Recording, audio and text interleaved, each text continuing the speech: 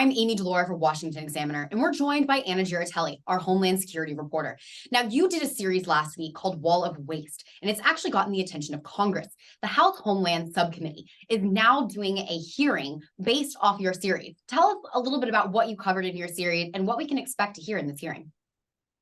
Yeah, Amy, in our four-part series, The Wall of Waste, we learned how one border rancher in New Mexico has had millions of dollars of steel sitting on his land since President Joe Biden stopped the wall construction 2.5 years ago.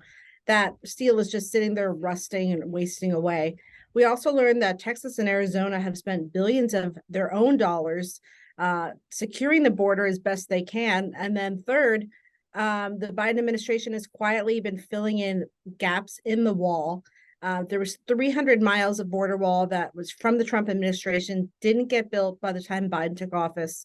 They're just filling in a tiny portion of that, and they're halfway through 129 gaps so far. So what can we expect to hear in the hearing tomorrow? What do you think? What are they going to cover? Yeah, the House Homeland Security Committee is going to be a subcommittee hearing, and they're going to be hearing from the border rancher that we spoke with 2.5 years ago first and checked in with him again this month to see the status of his land. They're going to be asking him about the materials left on his land, if he has heard from the Department of Homeland Security or the Biden administration about plans to remove that. And he's still got a 3/4 mile gap in his land. The border wall runs from 30 feet tall, 90 miles from El Paso all the way out to his land. And then there's this giant gap. So it's funneling people into his yard. And we're going to hear his perspective on what it's been like living with that for the last 2.5 years.